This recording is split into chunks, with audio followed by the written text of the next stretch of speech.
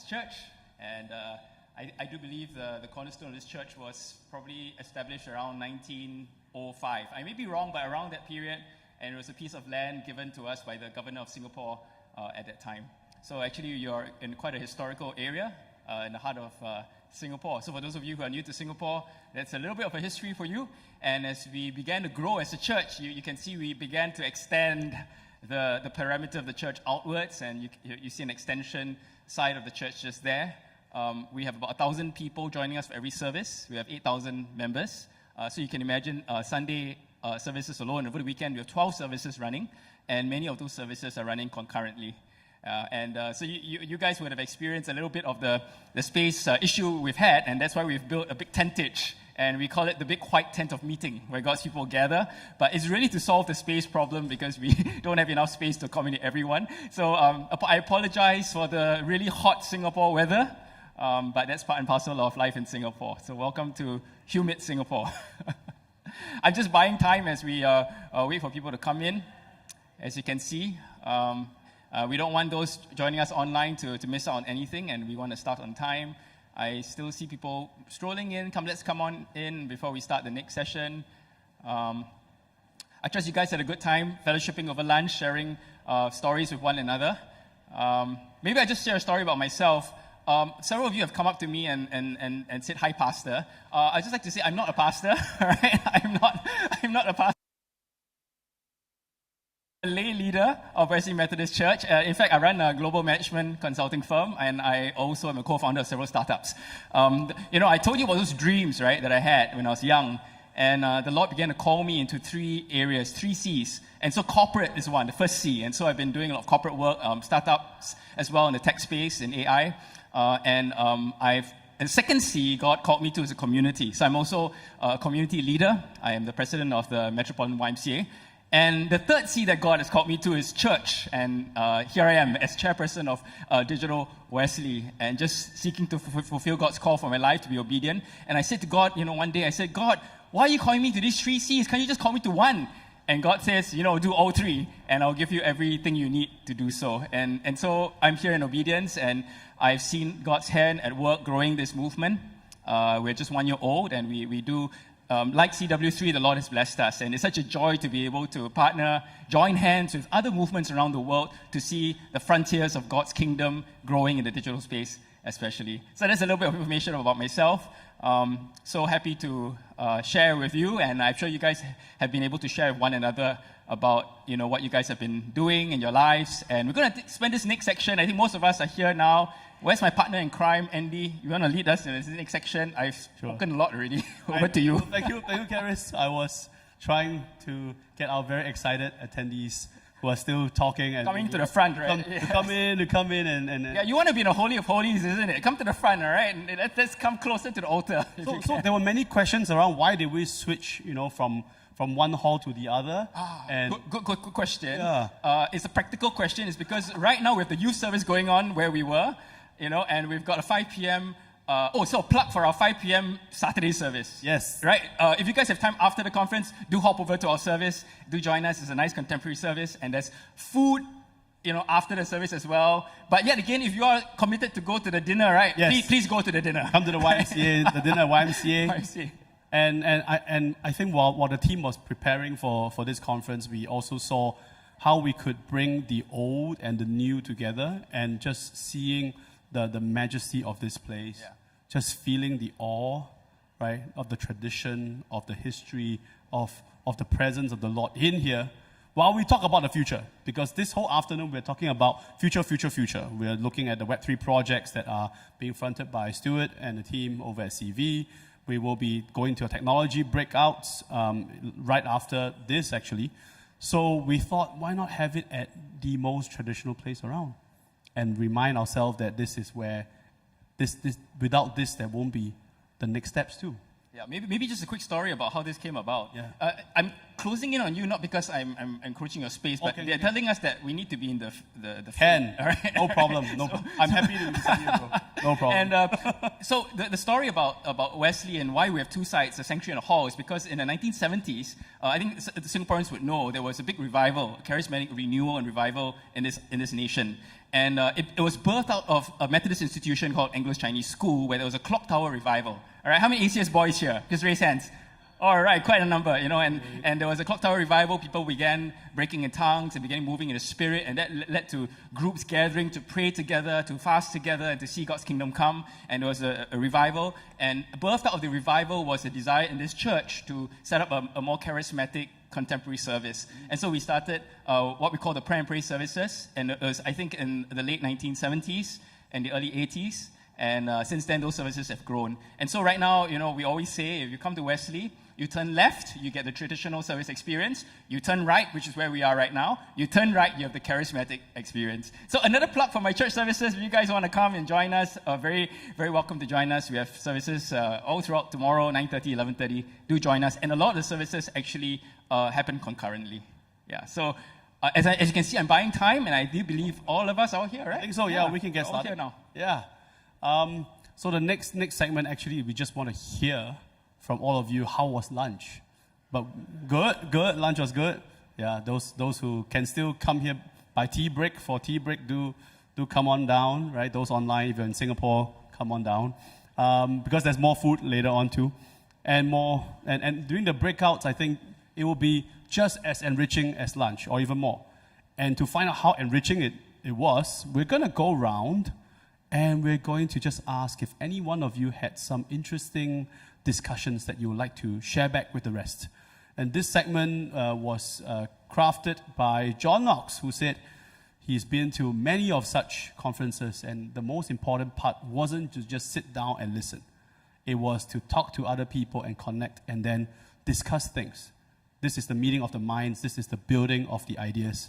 So we want to hear from you, and maybe that can inspire others, or that can also help you crystallize what you have chat about. So if I'm just going to walk around, I guess, and look for anyone that would like to share something back. And knowing that we are a majority Singapore crowd, that won't be very natural. But yes, we have someone. Yes. Guan. All right. Introduce yourself. Yeah, sure. Hi, my name is Guan. I worship here, not here, but there. So here, yeah. So turn right. Turn right. I've been Wesley for more than 30 years. So, Web 3.0, I wear a learner's tag because I'm trying to learn. So I don't know if I speak for some in the audience. I'm really trying to wrap my head around the tension between decentralization and a common vision. Because our end goal is pretty clear. The Great Commission, social justice, relieving suffering in the world. The end goal is pretty clear. But with decentralization, I really struggle to understand what it means in letting 1,000 flowers bloom, right? You want people to be able to do this and that. What does this mean for organizations or churches and all that? Is a portal like the Lausanne Movement's portal merely a broker? Are you integrating things? Who's looking at the connections between projects, magnifying the effect? If that's the plan, or is it letting 1,000 flowers bloom and letting many projects make many different little local impacts everywhere? I mean, the possibilities are mind-boggling. So my mind was just churning with that, per se. So that's I know that I'm not looking for an answer. It's just that I have difficulty trying to wrap my head around it. But I think it's a good difficulty because I think we're in an uncomfortable space where we're like, I don't have the answers. And even when I wrote the question, what are the 2-3 things in the web space you should be looking for? I realized the inherent contradiction in that question. Maybe it's not about 2-3 things. Maybe it's a million things. The other thing that struck me was Russ Martin's statement that every person has a platform. That never struck me because I used to attend these marketing courses where they say, you got to build up your influence, just put yourself out there and start talking about the things that matter to you. And then you can teach someone. You don't need to be an expert. You just need to know a little bit more than the guy you're teaching and they'll follow you. And I always found that somewhat vacuous at its core because, ultimately I'm trying to build up my profile. But if I'm willing to put myself out there and talk about what God has, like that Hungarian guy, excellent, that's exactly the kind of thing that every disciple can do in some small way. So it gives meaning to the fact that you can use your platform for good, not for selling more products and stuff like that, but for this. But how do you actualize that and get people into the mindset to think that way, every disciple? I think that's pretty exciting. But I don't have answers, sorry. Guan, thank you. Thank you for that really, I think, 2 great points. and I would love to address one, but maybe is there anyone around who might be even better than me to address them, that want to address it? Okay, John, maybe over to our Executive Director. Thank you, Andy, and thank you for your question, sir. It's very powerful. I would say that to start to answer the question about decentralization, one of our partners, a great friend of ours at Kula DAO, has a double DAO approach. And a DAO is a decentralized autonomous organization, letting all flowers bloom, 1,000 flowers bloom, as you were saying. So in order to get the value and to create value in the community that stays in the community and then is invested in by other parties like investors and people around them, they make sure that there's a governance structure for the people up top that can do something around the world that has good guardrails and has good values that are built in to the governance. But then there's a way in which building the technology to also facilitate those values. And that is centralized, if you can think about it. Like the models both at the top of who gets to participate are hopefully more democratic, like there's more people that get to vote and there's more people that get to have a stake in what value is created and maintained. But then so that's the decentralized part and distributed part, but it's centralized in the governance and how the structures are going to be determined in a way in which they flourish. And what we see a lot of the best Web3 people do is then they make sure and give most of the power to the people after something has been created successfully. So you'll see some foundations, they start out with a lot of control of the nodes that they control, and then they overall say, hey, we're going to control one, but it has influence, and then give a lot over to the people once something's been centrally done. And that's one model. I'm not saying that is the only approach to create this flourishing, but it's something that is the virtue that people are trying to have as part of the ethos here. And it might be a good question. How much centralization needs to happen before decentralization? CW3, we are central. If you look at our leadership, like there are real people with real stories, and we're distributed, so we continue to say, how can we give power as quickly as possible to the people in their communities, like Indigitus does. But this is pretty centralized, what we're doing right now. Thank you, John. Maybe to add, I think we, as an industry, we're all still moving towards the right approach to doing things. I think DAO, when it first started, and when I tried to build my own DAO, we were like, let's just give power to the people. Whoever has ability to influence based on how much they contribute, that would be it. Is it contributing by how much resource they put in or time they put in? And we try to make it democratic. And then realize that you can't be truly democratic because you don't know each person there and what their objectives are. So you think about, let's centralize some of the decision-making and visioning, and then decentralize the action.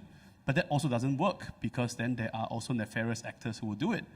So I think it's really people who constantly just think about these problems and iterate through and find the right model. And I've recognized that you just need more and more people with the same vision and principles to gather and work through it. My struggles when I built my project 3 years ago was I do not have enough people with that mindset who could work with me through those. And so we came crashing, because we all reached a point where we couldn't figure out anymore how to do it right. And that's why this community is so important. I think meeting of minds across the world, or being exposed to projects that could open your mind, I think that's the starting point. But I don't think we'll get to an ending. We just need to keep working towards the right model that God has told you is the right model for this moment, right? And that would be it. Yeah. Two gentlemen, maybe I saw a quicker hand there, so maybe, okay, so Eugene. Thanks. So I just wanted to add to that point, which is a very big, and I think most of the answers would be a bit controversial about how do you define central versus decentral. My own sense of that is, I've talked to a lot of these people deep in data analytics, and they are of the belief there's a growing body of evidence that even DeFi is actually very centralized. So even the perception of decentralization at this moment really is not. it's a process. We'll get there. But I believe that we, as capital C Church, are called to one solution, which is to really empower more engagement. It has to be owned by everyone. Now, still, that doesn't answer where central stops and decentral starts. But the more active engagement of like-minded, hopefully kingdom-aligned, but at least morally aligned individuals, small groups, segments across different kind of populations and geographies and every kind of dimension, that I think is what one great way that the capital C Church could go about this. So as then coming back to CW3, it's really empowering members to go with some basic principles and a tool set and to go into their communities and figure out how to build more nodes. It has to be many, many nodes. It doesn't answer the actual question, but I do think that is inevitable in our future, that we need more engagement amongst younger people and amongst disparate populations. Thank you. I think that's an excellent question that I've been pondering for years already. I don't have a right answer, but I just want to share some of my thoughts. I guess decentralization and centralization, let's put it in context that they are just earthly system. Okay? So, but I guess from a Christian point of view, all this earthly system have pros and cons. Okay, pros and cons on each one, right? So if it's too centralized, then we centralize the power to a certain people, and that leads to corruption. I'm all sure you know absolute power corrupts absolutely. Okay? But on the other hand, if it's 100% decentralized, the cost of transaction is too high, right? The cost of conversion is too high, and in certain situations, you just cannot do, like in the wartime, right? You cannot just hear everybody, let's vote, and you be invaded and you lost, right? So I don't think it's a debate of saying decentralization is all good, okay? They are all earthly system. I think Christians should be all bowed to only central authority to God, not a central earthly figure. Okay, and I guess from how we actually reflect is the modern church in the past few hundred years tend to be more centralized. We all agree? Like we have the pastor and we give that person too much power in some cases, and we all look at a few recent IHOP or situation where if you have too concentrated power, it can lead to corrupted things. Okay? But having said that, from a decentralized point of view, the thing is, do we have the right leadership to lead the congregation in a more decentralized fashion that the Gen Z or the Gen I are more welcome to that type of leadership? And the whole digital world is also moving to more decentralized. And how can we, as a church leaders, trying to leverage it out, the best out of that direction? But at the same time, we also need to be warning that decentralization is not God. Okay, we should not be saying that, oh, decentralization is the absolute right way to lead a church or lead organization. That's my humble 2 cents.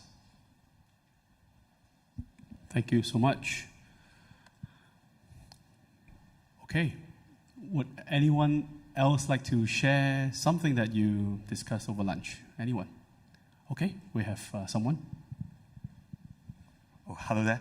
I'm from Hong Kong, actually. I used to be in math and then moved to Web3 space in law. So I just discussed with a gentleman named Andrew. So I think decentralization could bring a lot of good to society, that he is trying to reform Mongolia to bring in a lot of electricity through nuclear plants. So there is currently misconceptions on nuclear plant implementation. So a lot of the nuclear plants now based in Russia and Hong Kong and China, they may not have electricity supply to Mongolia, so let alone digitals or maybe online system.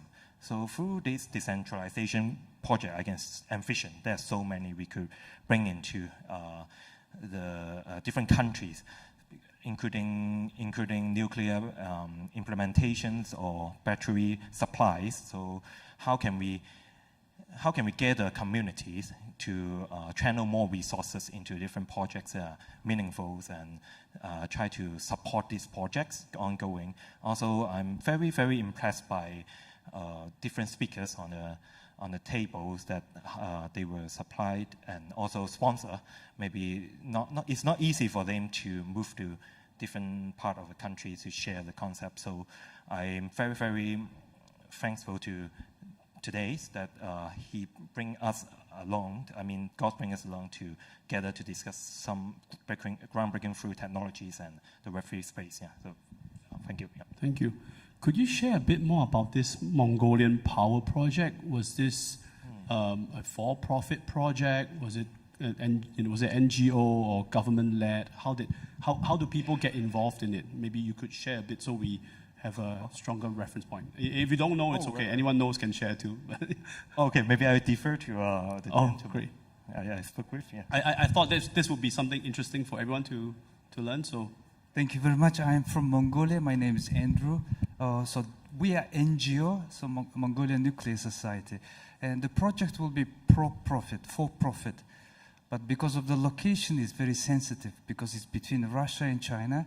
Also, the Russian southern side is nuclear waste area, and the Chinese nuclear waste area is also north of China, which is south of Mongolia. So sensitivity is quite high.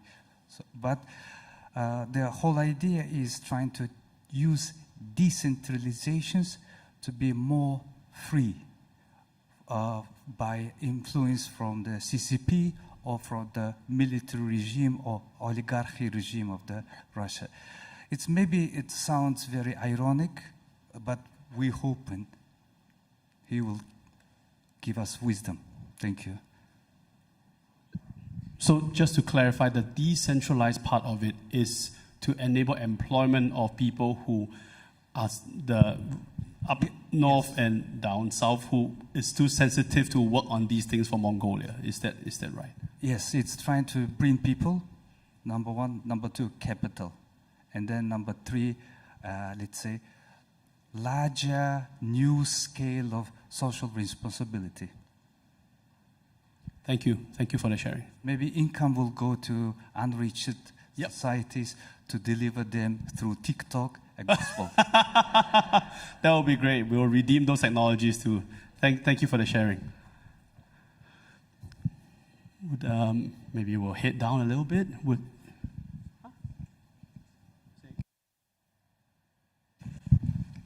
Hey, thank you everyone that's sharing. I also want to make sure that we honor all the sisters in the room that have amazing thoughts about technology and decentralization. So if you're a lady and you haven't shared, I hate to do that, but yeah, please, your voices are just as honored as us. Okay, the boss said it, so all right, let's go.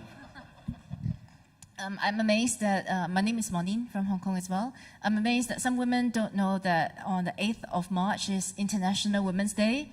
So here's to celebrate our sisters. Thank you, John. Speaking about women, I have a project that we are involved in advisory out of Israel.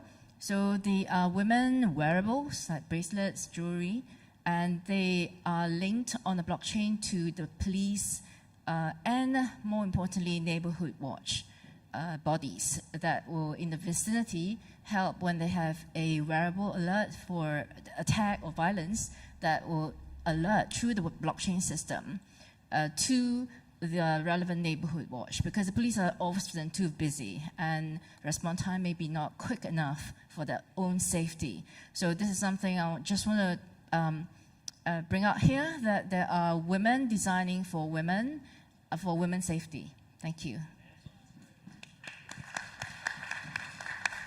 Thank you. Thank you for sharing that, Maureen.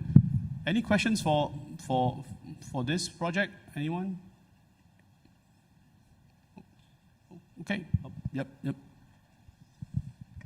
Monin, thank you so much for sharing. Are there certain fees for the blockchain that are associated with this wearable, or is the blockchain so that it's transparent, accountable, and at the same time encrypted so that people know the activity data, but there's no way that it could be violating somebody's privacy or used to track women to actually hurt more women because people know where they are? Because we would hate for that data to get in the wrong hands, but in the right kind of way, that could save so many people from the threat of violence against them. So is that kind of why the blockchain is being used, and is there any cost associated with that? So obviously, we need to leverage the enforcement agencies to support this idea. Once you have this wearable on the day, I mean, you can switch on and off.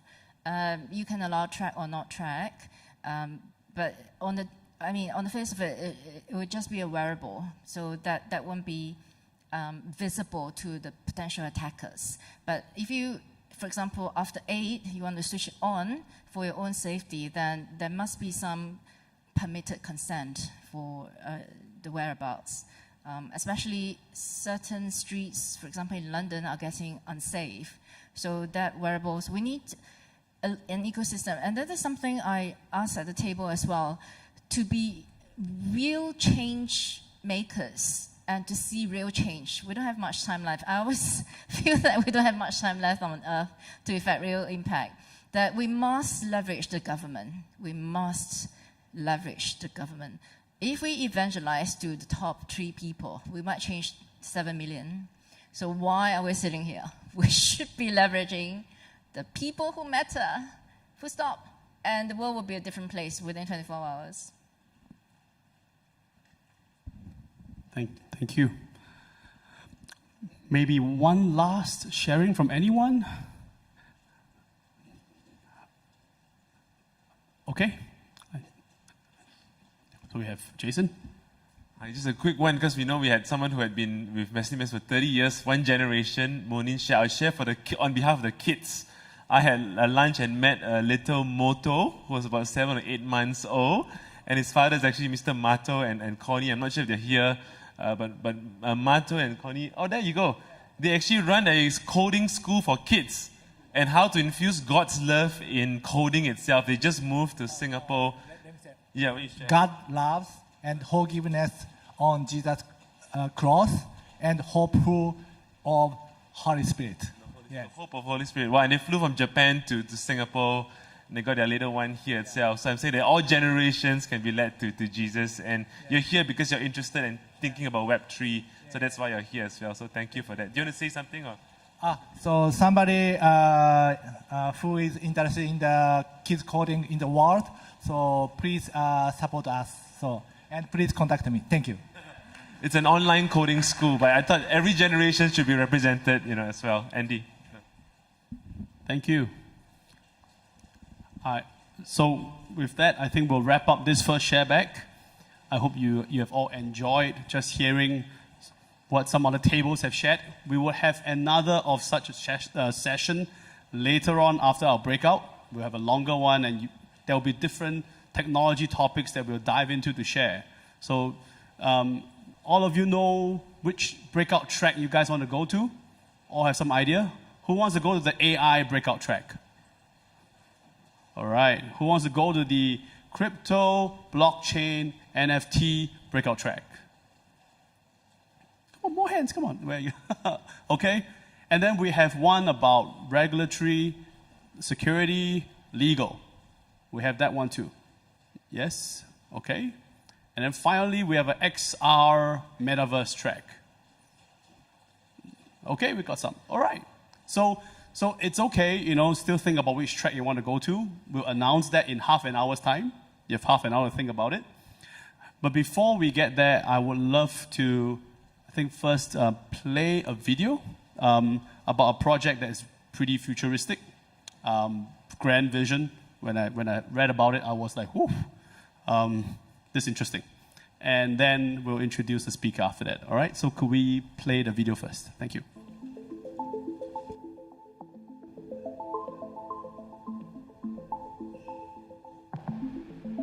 Imagine a coalition of pioneers, people with one calling, to carry the light of the good news to the most dark and hidden spaces in the digital realms. They are like, the trailblazers, advancing towards an unknown and remote territory, literally the ends of the earth.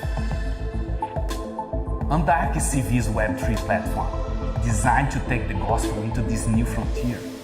It's a decentralized community that bridges the gap between physical and intangible locations. Think gaming, crypto, deep web, metaverse, but even unindexed dimensions. Yeah, that's the destination, that's the mission field. Undark will be driven and co-created by this community. And to access and engage with this project, we developed a unique NFT collection. We went back in history and found 12 remarkable pioneers.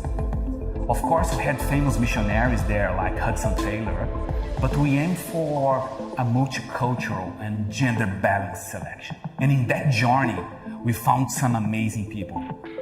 Like George Lyell, Shimei Yu, and Sadhu Sundar. But here's a unique twist. Instead of portraying them as typical adults, we imagined them as 14-year-old kids, which is a great picture of fragile jars containing the light. We used an array of graphic tools, including AI, to come up with this first base character. Then we commissioned 3D artists to create the other 11 faces. But we were actually struggling to get a consistent result. It's funny that on exactly that week, I was meeting the project team, and we've got the news that Midjourney just released it in Painting, which is an AI tool that allows you to select and edit specific elements within an image. That was a game changer, and we were actually able to create the 12 characters, keeping the original texture and feel. Also, with AI, we were able to create innumerable layers, including backgrounds and accessories. And in order to bring all these elements together, we've created a card anatomy. Basically, a grid where we could build each unique artwork. Every single detail was meticulous design, from texture to unique, cyber-inspired names for each character. A good combination of craftsmanship and the latest AI tools.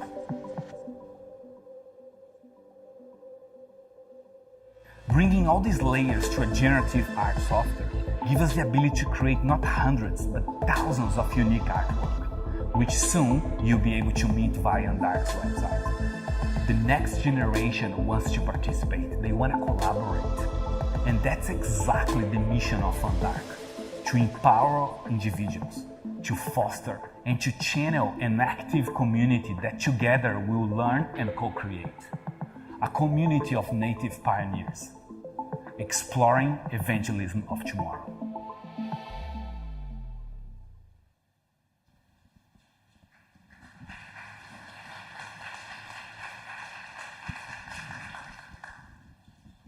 So a quick check, how many of you understood all the different terms in that video just now?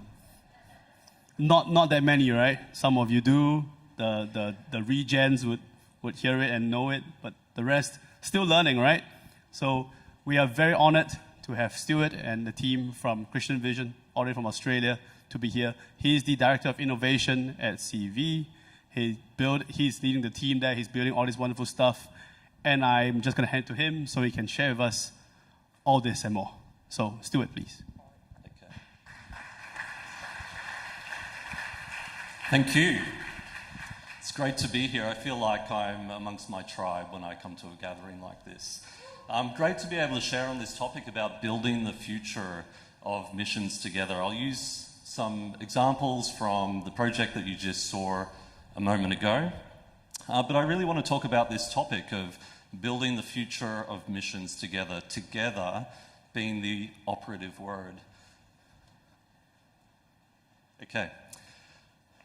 So why Web3? Web3 is not only a technological evolution. Of course it is. We've heard this morning about the origins of the past, thinking about the first iteration of the web as this sort of read experience and the ability of people to write to the web and share content. And then, of course, Web3. But it's more than just a technological evolution. It's also a social and cultural revolution. If we think about transformative technologies like AI, they're truly empowering in its ability to augment and extend what people are able to do. But when we think about Web3, particularly underpinned by the significance of the blockchain, we're not just talking about empowering people. Web3 is literally about power itself. Because when we think about ownership and all of the implications of what it means, whereas AI is fundamentally about data, Web3 is about who owns the data. And those property rights mean something. The implications of how you can engage and involve a community fundamentally changes when you make that paradigm shift. And so we know these concepts, that these difficult terms that we're all coming to grasp and understand and how they apply. But when we really think about what they all result in is a different way of fostering and cultivating community and how people are able to cooperate and do things together beyond what they could have ever imagined before. I'm new to this space. I feel like there's so much to learn, but more than so much to learn, there's so much that we have to unlearn in the process of being able to grasp all of these new concepts. But what really inspired my own sense of sort of getting into this journey a couple of years ago was when I looked at the implications of Web3 and what we're talking about, building the future of missions together. The very idea, when you layer it all back, that the blockchain enables people who are unknown to each other to be able to work together to pursue a common goal, fundamentally changes the way we think about what is possible in the world of missions. And that alone was exciting enough for us to go, as we think about the future and new opportunities that are generated on the basis of technology, how can we embrace all of these positive things, recognizing that there's issues, there's challenges, there's a lot of stuff that we need to think about, but the opportunities are incredible. The opportunities may be there, but if we think about Amara's law, some of you may be familiar with this concept that humans have this propensity or tendency to greatly overestimate the impact of technological change in the short term. And conversely, and most importantly, we underestimate the potential of technological impact in the long term. And what do we see in the short term? Like, we have this sense that technological impact just moves in this linear path into the future. But we see there's this gap initially, and maybe this is where we see some of the degen activity kind of drop off in the short term when those opportunities for a quick profit start to dissipate. What a great time for people who have a sense of conviction about the underlying potential of the blockchain to be able to leverage the potential of it, because we see beyond the present and we see the potential for things to have a greater impact in the future. Amara's law is interesting because it also reminds us that not only do we have a tendency to underestimate in the short term, the future possibility of what technology can change and transform is beyond what we can ever imagine in the present as well. We only see a glimpse into the future, but I'm sure we will find that as these technologies mature and develop, that the sense of opportunities will far outscale what we even see at the present. So I want to talk a little bit about our own background and past and how we're thinking about blockchain and how we can think about using these in the future. In the past 30 years, Christian Vision has been involved in a number of projects. We do a lot of media and technology-based projects. Our vision is to reach 1 billion people for Jesus, with the gospel of Jesus. And that has involved using media and technology through all of its evolutions. But we also have a rich history of mobilizing missionaries, which we call pioneers, on the ground, traditional boots on the ground activity. And in that process, we've mobilized more than 3,600 pioneers in 85 nations who have been able to reach more than 2 million people, resulting in close to 14,000 sustainable communities. And a number that we're particularly interested in following is how those pioneers then go on to create what we call successors.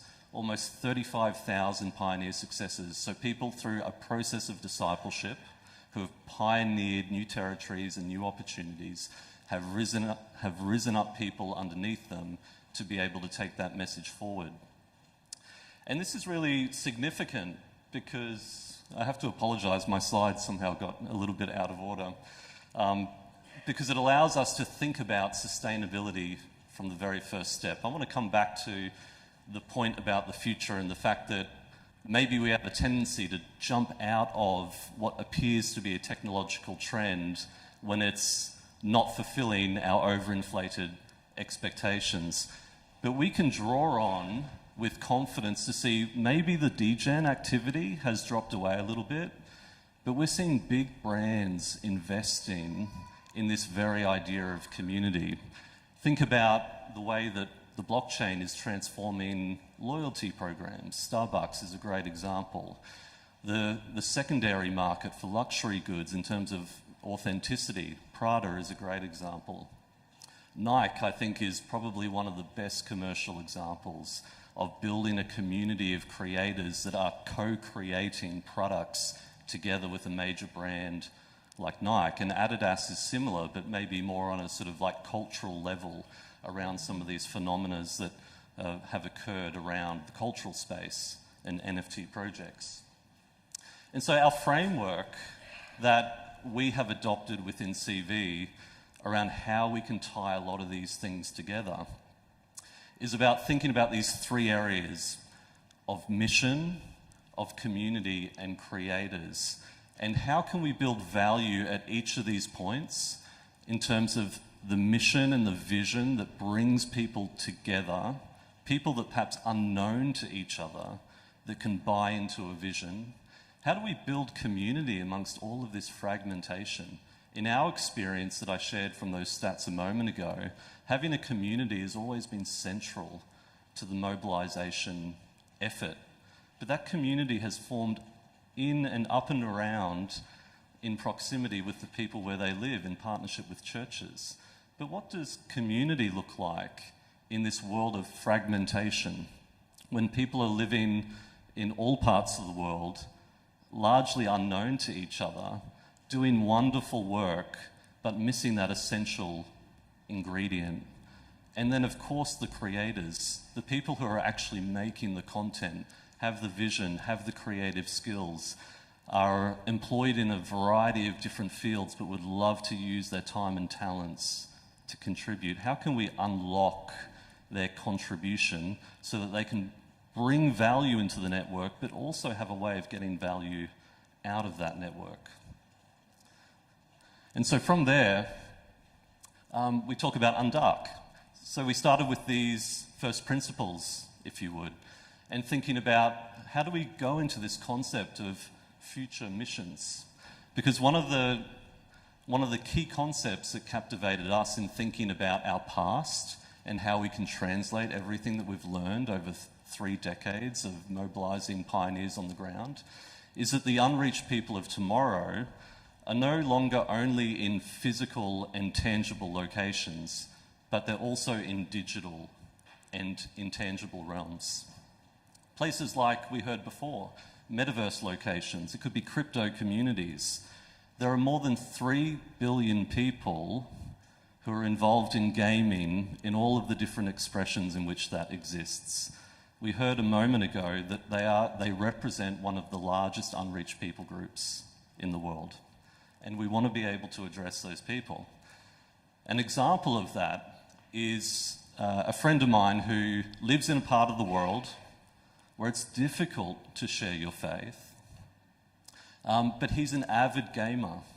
And from years ago, he didn't know that anyone else was doing this kind of work, and he just had a sense of calling that this shared passion that he has for gaming, that he shares with a community of others, could be an opportunity for him to share his faith and disciple a community of people.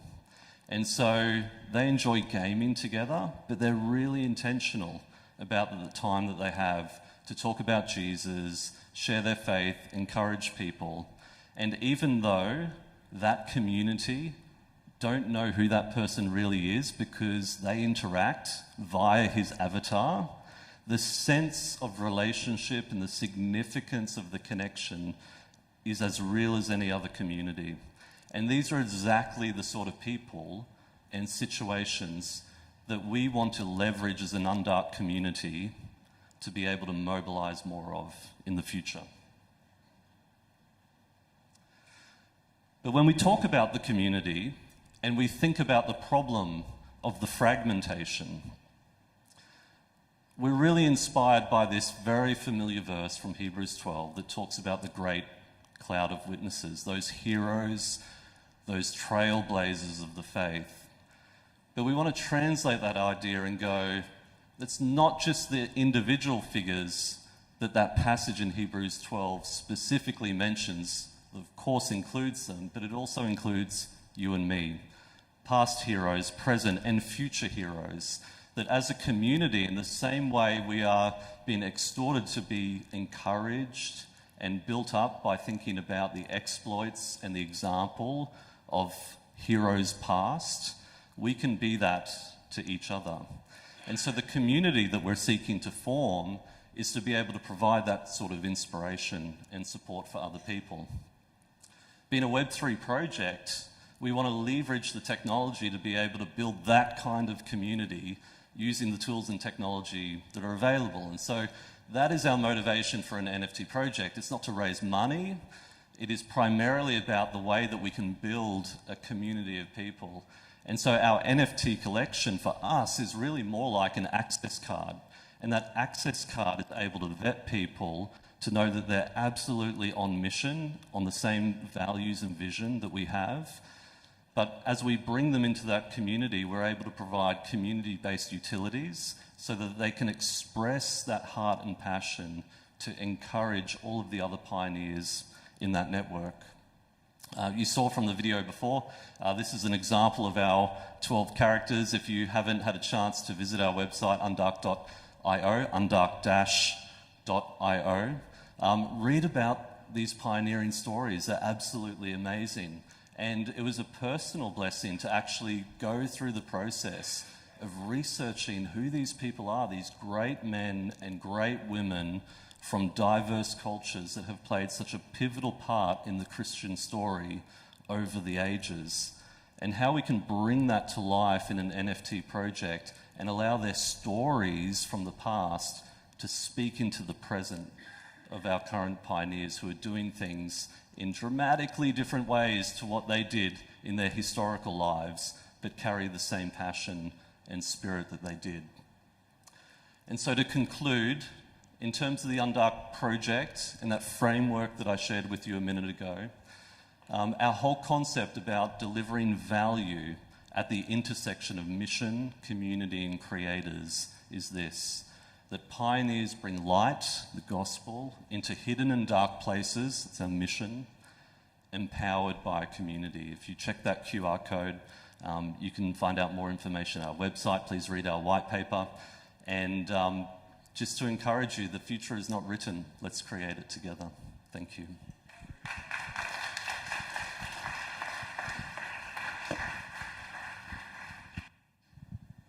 I'll go first then. Thanks, Stuart.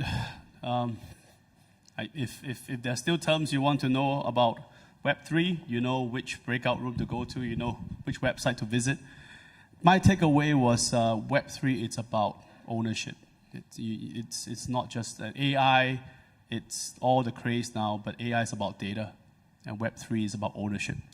And how can we then therefore own, or should I say redeem even communities that you can't publicly show your face to, and use decentralization, use community, use the tools to reach the groups.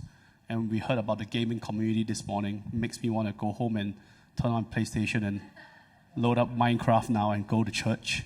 But I can't do that until after this evening.